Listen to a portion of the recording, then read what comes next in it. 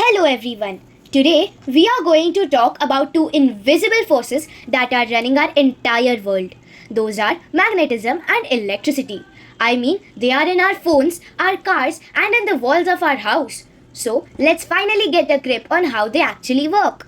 So, to get us started, I have got a little puzzle for you.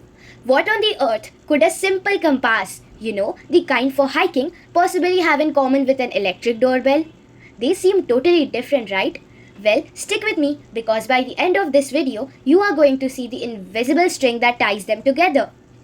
To solve that puzzle, we first have to meet our main character. Force number 1, the magnet.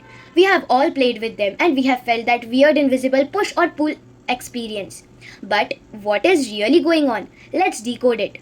Okay, at the most basic level, a magnet is just an object but with a very special talent. It can attract certain other materials.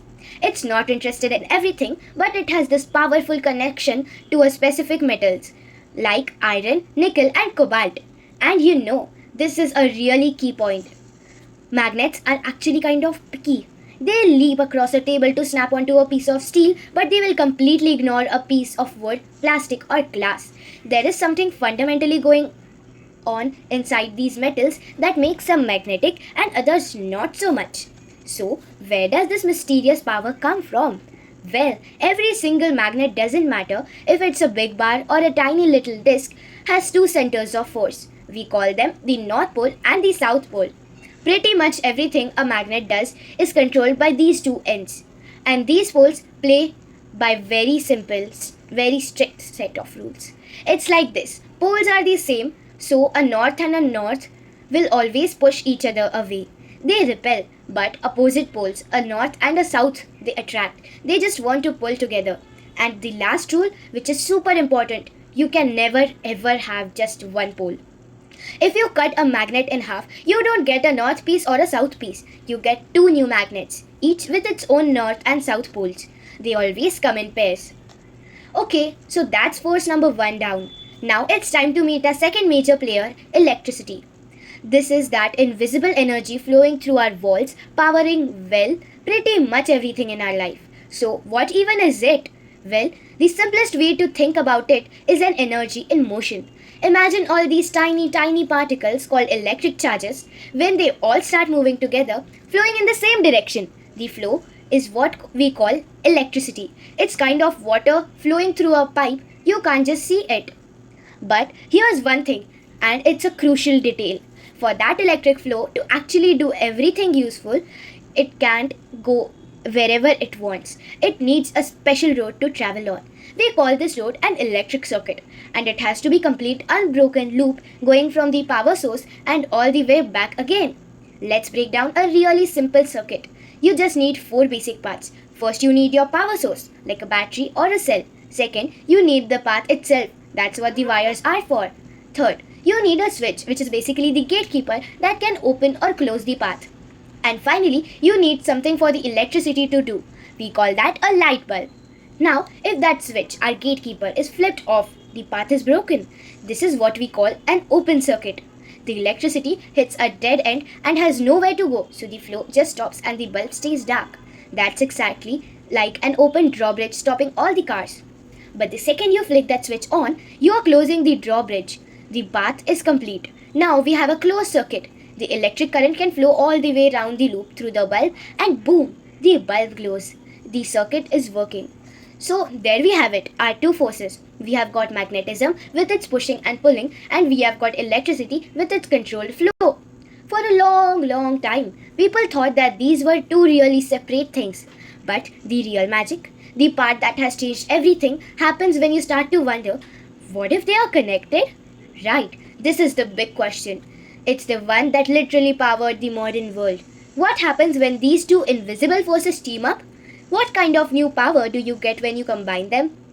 And here is the incredible answer. It turns out that when you run an electric circuit through a coil of wire, you create a magnet. Just like that, it's not a permanent one like a fridge magnet. It's a temporary magnet that only exists as long as the electricity is flowing through it. And we have a special name for this magnet, an electromagnet. And that's the difference. That's what makes the electromagnet a total game changer. Think about it. A regular magnet is always on. You can't turn it off and its strength is fixed. But electromagnet is controllable. You can switch its magnetic power on or off in an instant just by flipping a switch. You can make it stronger or weaker. So cool science experiments, right? But why does this actually matter to us? Well, because this amazing partnership between electricity and magnetism isn't just a trick. It's the secret ingredient that powers countless things we rely on every single day. So, let's go all the way back to our puzzle from the beginning, the compass and the doorbell. Now it all makes sense, doesn't it? A compass works using pure magnetism. Its needle just aligns with the Earth's natural magnetic field.